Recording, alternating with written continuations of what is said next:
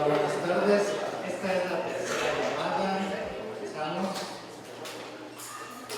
Hola, ¿qué tal, chicos y chicas? Continuamos con las ponencias de este primer coloquio, Aproximaciones académicas al arte y la cultura mexicana.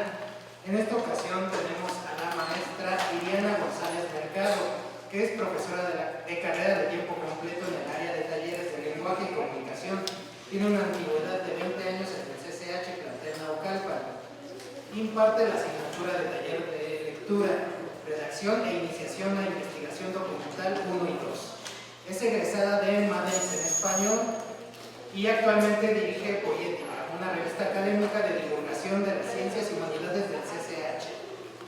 Y en esta ocasión la maestra nos trae una ponencia muy interesante sobre Juan Rulfo, imágenes del México rural en la narrativa de Juan Rulfo, un análisis de los cuentos Nos han dado la tierra y diles que no me maten. Es muy interesante esta ponencia, pues nos va a mostrar un poco de este México rural a través de la literatura, pero también de las imágenes, ¿no? Esta parte que no sé si ustedes sabían, pero pues Juan Rulfo era también fotógrafo, entonces podríamos ver parte de esto. Adelante, maestra, les dejo con ustedes un fuerte aplauso. Gracias.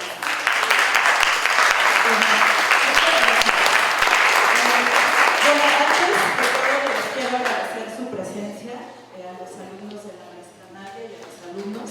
También agradecerle a la maestra Nadia, que es coautora de esta presentación, y vamos a tratar pues de explicarles de una manera pues amena este tema, que bueno, nosotros decidimos trabajar dos cuentos de Juan Rulfo, que es un escritor mexicano, que además de ser escritor, pues también fue un fotógrafo muy importante, que tiene que ver precisamente con aquellos elementos que expresa literariamente en sus obras. Quiero presentarles como una parte inicial algunas imágenes. Me gustaría que las vieran y me dijeran pues qué es lo que observan, ¿no? Además de que hay como una constante en estas imágenes, insisto, son fotografías que Juan Rulfo tomó en su faceta de fotógrafo, y quiero que las observen para que podamos ver pues algunos elementos que ustedes pueden rescatar de estas imágenes y podamos hacer mucho más dinámica la sesión. Bueno, aquí está una primera imagen.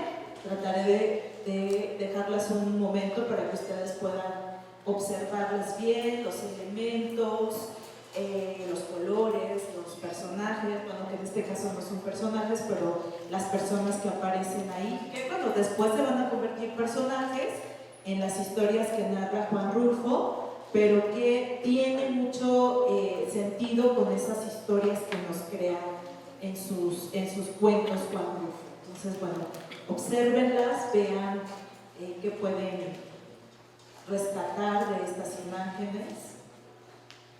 Que además, bueno, no tenemos muchos elementos de composición fotográfica, pero pues también los planos son muy interesantes, como los trabaja Rulfo, sin ser un experimentado en la fotografía, pues retoma estas escenas. Bueno, esto es Juan Rulfo, ¿no? Que después ya se supo que era él y se estuvo investigando dónde era este lugar, y bueno, hay como una historia muy importante en esta fotografía.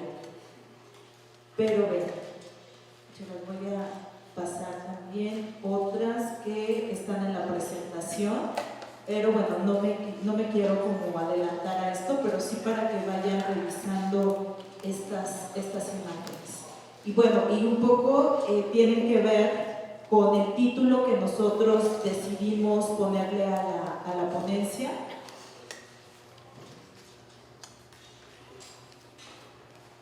Bueno, creo que ya son todas. Bueno, este es Juan Rulfo, que además, bueno, a mí me parece un hombre muy guapo, muy atractivo, además de que es uno de mis escritores favoritos.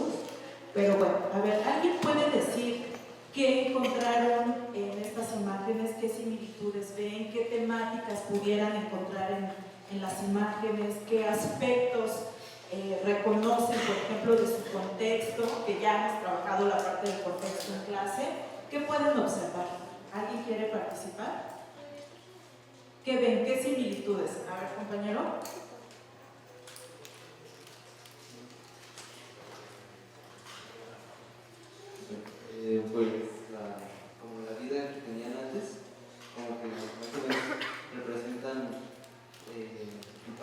que ya pasó. Pues retratan como nostalgia o como un sentimiento de Sí, vamos bien.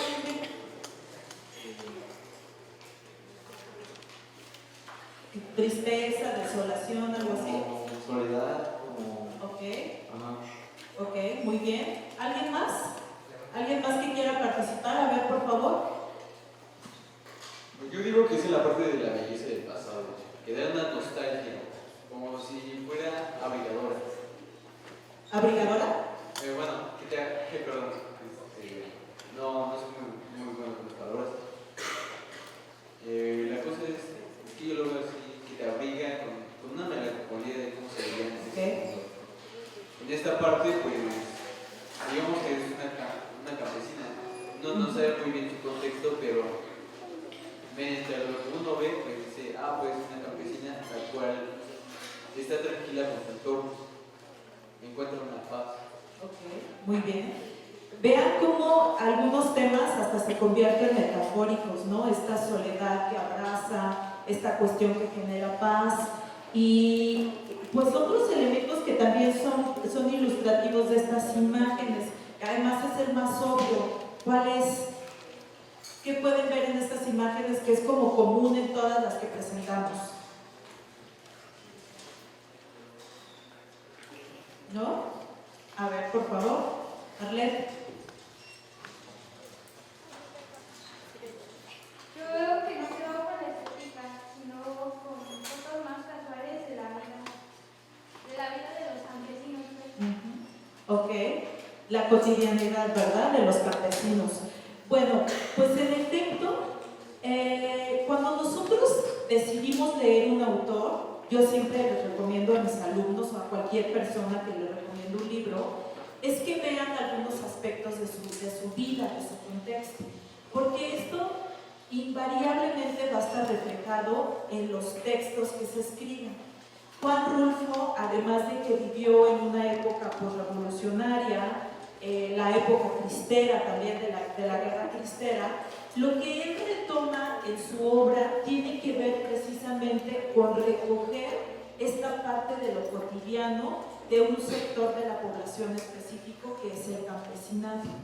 Pero no el campesinado en el sentido de ciertas costumbres o tradiciones, sino más bien en el sentido de esta vinculación con la injusticia, con la desolación, con la relación con el Estado y cómo estas interacciones con estos grupos de poder se vuelve problemático para los campesinos. Es decir, refleja en sus historias pues sí una especie de tristeza, una especie de injusticia y también una especie de cotidianidad marcada precisamente por ese abuso de poder que se ha vivido pues durante mucho tiempo en estos grupos sociales. Nosotros pudiéramos decir que estas imágenes, como decía su compañero en la primera aportación, que representan un pasado. Sin embargo, si nosotros miramos hacia un presente más remoto, pudiéramos darnos cuenta que estas imágenes aún pudieran reflejar algunos aspectos de la vida, no sé, en ciertos pueblos rurales de nuestro país, donde todavía vemos incluso gente vestida con una manera muy representativa de su localidad y que tiene que ver precisamente con una forma de ser y de estar en un contexto específico. Y bueno, estos elementos que nosotros observamos, además las imágenes son en blanco y negro, que tratan también de reflejar con una cierta visión de desolación, de angustia incluso, ¿no? Son elementos muy importantes que se van a retomar en los cuentos de Juan Rulfo. Juan Rulfo fue un gran escritor y sin embargo su obra fue breve. Escribió un libro que para mí es el libro más importante del realismo mágico, después de Gabriel García Márquez, por supuesto, que es El llano en llamas, con toda esta representatividad de sus cuentos, pero también Pedro Páramo, que representa todo esto que estamos viendo en estas imágenes y que lleva a la literatura o a las historias para poder contar cómo era la vida de estos campesinos en sus tiempos. Pero insisto, estas historias no tienen como una vigencia específica. Si nosotros leemos estos cuentos, estos relatos, podemos darnos cuenta que todavía todas estas imágenes literarias, todas estas historias, los personajes, pues son actuales y que representan pues aspectos muy importantes en la narrativa de este importante escritor que viene a recordarnos todos los elementos sociales y culturales que representan al campesinado en México. Pues bien, nosotros decidimos trabajar en esta ponencia dos cuentos que son muy ilustrativos de esta parte del espacio rural, de la condición del campesino en nuestro México antiguo, insisto, sin dejar de ver el presente, que es Nos han dado la tierra, y el otro cuento que seleccionamos, que es Diles que no me maten.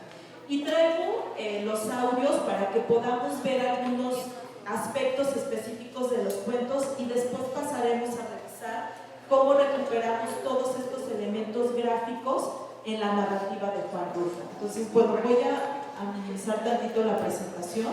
Si tuvieran alguna pregunta o alguna observación que hacer, con todo gusto damos el espacio. A ver, vamos a empezar con este que ya está aquí preparado. Diles que no me maten. Este cuento lo encontramos en el Llano en Llamas. Y a ver, pongan atención y vemos qué podemos rescatar de este cuento con relación a las imágenes que se han presentado.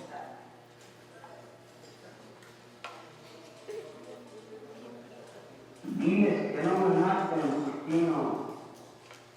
Anda, vete a decirles eso, que por caridad, así diles que lo hagan por caridad. No puedo. Hay un sargento que no quiere oír hablar nada de ti. Haz que te oiga. Da tus manos y dile que para susto ya estuvo bueno. Dile que lo haga por caridad de Dios. No se trata de susto. Parece que te van a matar de veras y yo ya no quiero volver allá. Hazlo otra vez, solamente otra vez, a ver qué consigues. No tengo ganas de ir. Según eso, yo soy tu hijo. Y si voy mucho con ellos, acabarán por saber quién soy y les dará por afusilarme a mí también. Es mejor dejar las cosas de este tamaño. Anda, Justino. Tienes que tengan tantita lástima de mí, no más. Justino apretó los dientes y movió la cabeza diciendo, no. Y siguió sacudiendo la cabeza durante mucho rato. Dile al sargento que te deje ver al coronel y cuéntale lo viejo que estoy, lo poco que valgo. ¿Qué ganancia sacará con matarme? Ninguna ganancia. Al fin y al cabo, él debe de tener un alma. Dile que lo haga por la bendita salvación de su alma. Justino se levantó de la pila de piedras en que estaba sentado y caminó hacia la puerta del corral. Luego se dio vuelta para decir, voy pues, pero si permítanme el fusil a mí también, ¿quién cuidará de mi mujer y mis hijos? La providencia, Justino, ella se encargará de ellos. Ocúpate de ir allá y ver qué cosas haces por mí. Eso es lo que urge. Lo habían traído de madrugada y ahora era ya entrada la mañana y él seguía todavía el día amarrado en un horcón esperando. No se podía estar quieto. Había hecho el intento de dormir un rato para apaciguarse, pero el sueño se le había ido. También se le había ido el hambre. No tenía ganas de nada, solo de vivir. Ahora que sabía bien a bien que lo iban a matar y había entrado una gana tan grande de vivir como todas las cuales sentimos recién justificadas. ¿Quién iba a decir que volvería a aquel asunto tan viejo, tan rancio, tan enterrado como creía que estaba? Aquel asunto de cuando tuvo que matar a don Lupe, no nada más por lo más, como quisieron hacerle ver los galinos, sino porque tuvo su razón. Él se acordaba. Don Lupe Terrero, el dueño de la puerta de piedra, por más años de su padre, al que Juvencio Nava tuvo que matar por eso, por ser el dueño de la puerta de piedra y que, siendo también su compadre, le negó el paso para sus ganados. Primero se aguantó por puro compromiso, pero después, cuando la sequía, y que vio cómo se le morían unos tras otros animales hostigados por el hambre, y que su compadre don Lupe seguía llegando de la hierba de sus potreros, entonces fue cuando se puso a romper la cerca y arrear la bola de animales flacos hasta las palmeras para que se hartara de comer. Y eso no le había gustado a don Lupe, que mandó tapar otra vez la cerca para que él, Juvencio Nava, le volviera a abrir otra vez el agujero. Así de día se tapaba el agujero y de noche se volvía a abrir. El ganado estaba allí, siempre pegado a la cerca, siempre esperando aquel ganado suyo que antes nomás vivía oliendo el pasto sin poder probarlo. Bueno, vamos a dejar hasta ahí por el momento este relato.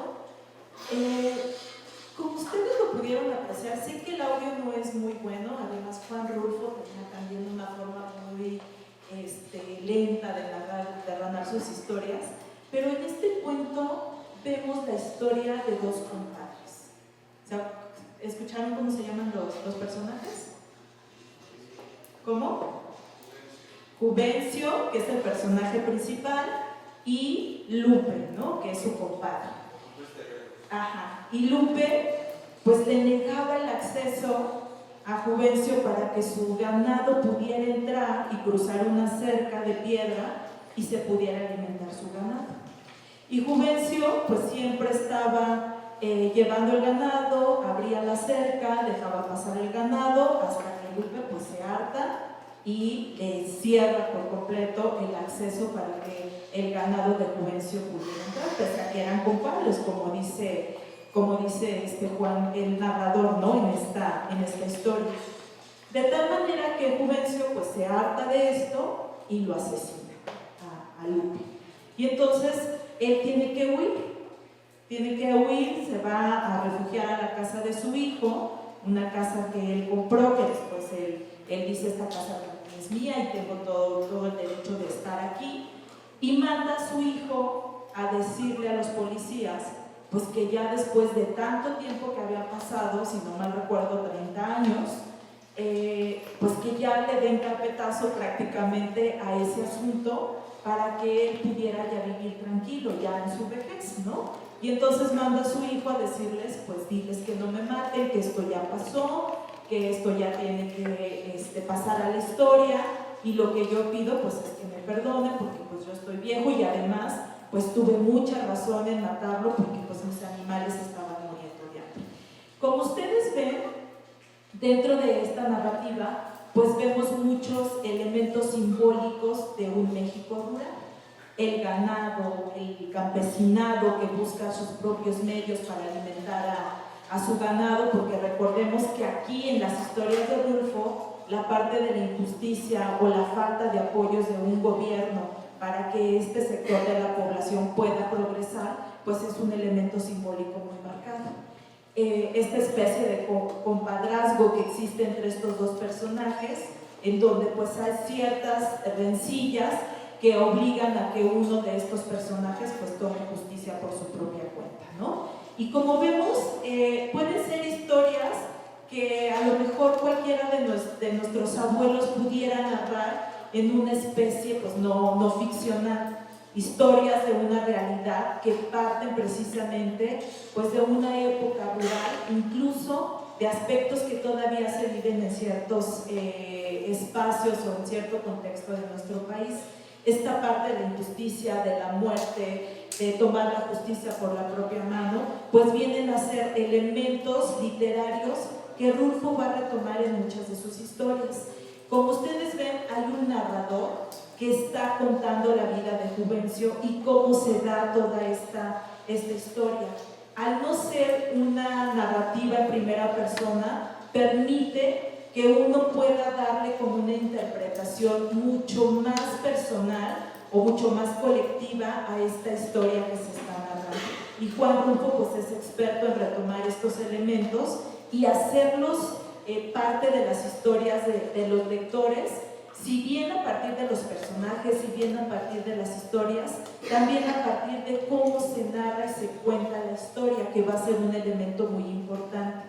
Aquí la parte de retomar el lenguaje como se hablaba en ese México rural antiguo, insisto, y que sigue siendo vigente en algunos otros espacios de nuestro país, pues va a ser un elemento muy importante, ¿no? Incluso palabras que en este momento nosotros pudiéramos determinar como faltas de ortografía, pues en esta narrativa es el léxico que se acostumbraba o que se acostumbra en ciertos sectores rurales de la población, ¿no? Como huiste, como toda esta parte de una narrativa que viene a ilustrar un lenguaje que tiene que ver con un contexto específico que retoma Rulfo para poder determinar que el lenguaje también es parte esencial de una narrativa que tiene que ver con estas historias que parten de esas imágenes que nosotros vimos, ¿no? Campesinos, un entorno rural, seco, árido, que también metafóricamente Rulfo representa como la muerte, como la injusticia,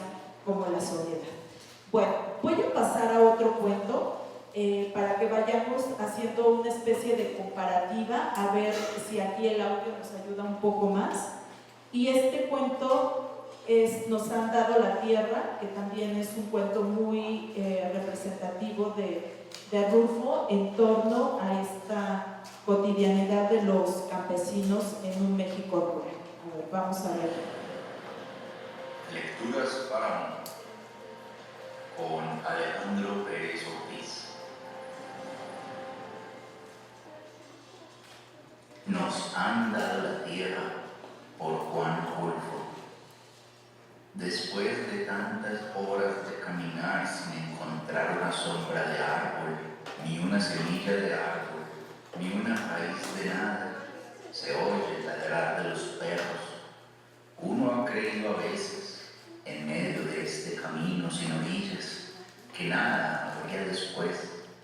No se podría encontrar nada al otro lado, al final de esta llanura rajada de grietas y de arroyos secos. Pero sí, hay algo, hay un pueblo. Se oye que ladran los perros y se siente en el aire el olor del humo y se saborea ese olor de la gente como si fuera una esperanza. Pero el pueblo está todavía muy allá, es el viento el que lo acerca. Hemos venido caminando desde el amanecer. Ahorita son algo así como las 4 de la tarde. Alguien se asoma al cielo, estira los ojos hacia donde está colgado el sol y dice: son como las 4 de la tarde. Ese alguien es Melitón. Junto con él vamos Faustino, Esteban y yo. Somos 4. Yo los cuento. 2 adelante, otros 2 atrás. Miro más atrás y no veo a nadie. Entonces me digo: como a eso de las 11. Éramos 20 y tantos, pero puñito a puñito se han ido desperdigando hasta quedar nada más este nudo que somos nosotros. Faustino dice, puede que llueva. Todos levantamos la cara y miramos una nube negra y pesada que pasa por encima de nuestras cabezas y pensamos, puede que sí. No decimos lo que pensamos. Hace ya tiempo que se nos acabaron las ganas de hablar. Se nos acabaron con el calor. Uno platicaría muy a gusto en otra parte, pero aquí cuesta trabajo. Uno platica aquí y las palabras se calientan en la boca con el calor de afuera y se le resecan a uno en la lengua hasta que acaban con el resuello. Aquí así son las cosas. Por eso a nadie le da por platicar. Cae una gota de agua, grande, gorda, haciendo un agujero en la tierra y dejando una plasta como la de un salivazo. Cae sola. Nosotros esperamos a que sigan cayendo más.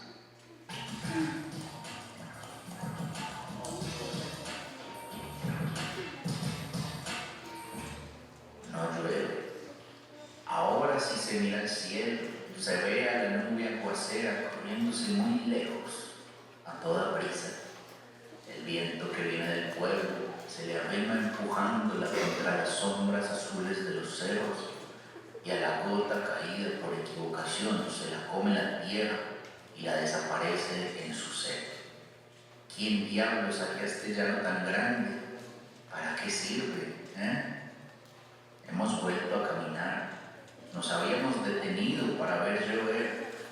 No llovió. Ahora volvemos a caminar. Y a mí se me ocurre que hemos caminado más de lo que llevamos andado. Se me ocurre eso. De haber llovido, quizás se me ocurrieran otras cosas. Con todo, yo sé que desde que yo era muchacho, no vi llover nunca sobre el llano, lo que se llama llover. No, el llano no es cosa que sirva. No hay ni conejos ni pájaros. No hay nada. A no ser unos cuantos huizaches trespeleques, una que otra manchita de zacate con las hojas enroscadas. A no ser eso, no hay nada. Por aquí vamos nosotros, los 4 a pie. Antes andábamos a caballo y traíamos terciada una carabina. Ahora no traemos ni siquiera la carabina. Yo siempre he pensado que en eso de quitarnos la carabina hicieron bien. Por acá resulta peligroso andar armado. Lo matan a uno sin avisarle, viéndolo a toda hora con la 30 amarrada a las correas. Pero los caballos son otro asunto. De venir a caballo ya hubiéramos probado el agua verde del río, paseado nuestros estómagos por las calles del pueblo para que se les bajara la comida. Ya lo hubiéramos hecho de tener todos aquellos caballos que teníamos. Pero también nos quitaron los caballos junto con la carabina. Vuelvo hacia todos lados y miro el llano. Tanta y tamaña tierra para nada. Se le resbalan a uno los ojos al no encontrar cosa que los detenga. Solo unas cuantas lagartijas salen a asomar la cabeza por encima de sus agujeros y luego que sienten la tatema del sol corren a esconderse en la sombrita de una piedra. Pero nosotros, cuando tengamos que trabajar aquí, ¿qué haremos para enfriarnos del sol? Porque a nosotros nos dieron esta costra de tepetate para que la sembráramos. Nos dijeron, del pueblo para acá es de ustedes. Nosotros preguntamos, ¿el llano? Sí, el llano, todo el llano grande. Nosotros paramos la jeta para decir que el llano no lo queríamos, que queríamos lo que estaba junto al río, del río para allá, por las vegas, donde están esos árboles llamados casuarinas y las paraneras y la tierra buena, no este duro pellejo de vaca que se llama el llano. Pero no nos dejaron decir nuestras cosas. El delegado no venía a conversar con nosotros. Nos puso los papeles en la mano y nos dijo, ustedes solos. Es que el llano, señor delegado, son miles y miles de yuntas, pero no hay agua, ni siquiera para hacer un bulche hay agua. Y el temporal, nadie les dijo que se les iba a dotar con tierra de riego. En cuanto allí llueva, se levantará el maíz como si lo estiraran. Pero, señor delegado, la tierra está deslavada, dura. No creemos que el arado se entierre en esa como cantera que es la tierra del llano. Habría que hacer agujeros con el asadón para sembrar la semilla. Ni aún así es positivo que nazca nada. Ni maíz ni nada nacerá. Eso manifiéstenlo por escrito. Y ahora váyanse. Es al latifundio al que tienen que atacar, no al gobierno que les da la tierra. Espérenos ustedes, señor delegado. Nosotros no hemos dicho nada contra el centro. Todo es contra el llano. No se puede contra lo que no se puede. Eso es lo que hemos dicho. Espérenos usted para explicarle. Mire, vamos a comenzar por donde íbamos. Pero él no nos quiso oír. Así que nos han dado esta tierra. Y en este comal calorado quieren que sembremos semillas de algo para ver si algo retoña y se levanta. Pero nada se levantará de aquí, mis opilotes. Uno los de allá cada y cuando, muy arriba, volando a la carrera, tratando de salir lo más pronto posible de este blanco terregal endurecido, donde nada se mueve y por donde uno camina como reculando. Melitón dice, esta es la tierra que nos han dado. Agustino dice, ¿qué? Yo no digo nada, yo pienso. Melitón no tiene la cabeza en su lugar. Ha de ser el calor el que lo hace hablar así. El calor que le ha traspasado el sombrero y le ha calentado la cabeza. Y si no, ¿por qué dice lo que dice? ¿Cuál? Bueno, vamos a dejarlo hasta ahí. Este relato tiene una gran importancia en la obra de Juan Rulfo, porque metafóricamente es el llano en llamas, como él titula a este libro donde se presentan pues toda esta serie de relatos.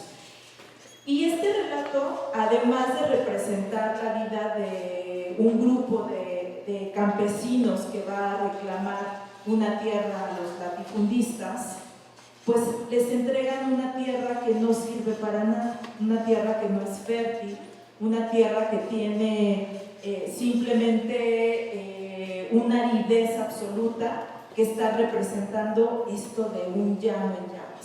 Y este grupo de campesinos pues se quejan entre sí por estas tierras que les han dado, que no van a servir para que ellos pudieran progresar o salir un poco de la miseria en la que se encuentran.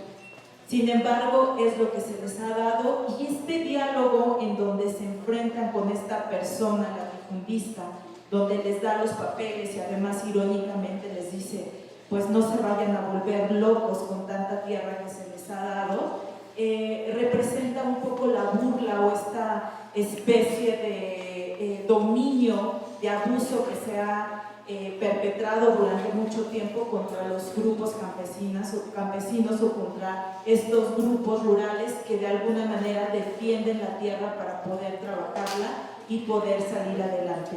Si ustedes se dieron cuenta en este relato, hay muchas metáforas, y esto es algo que también distingue en los elementos estilísticos y literarios de Juan Rulfo.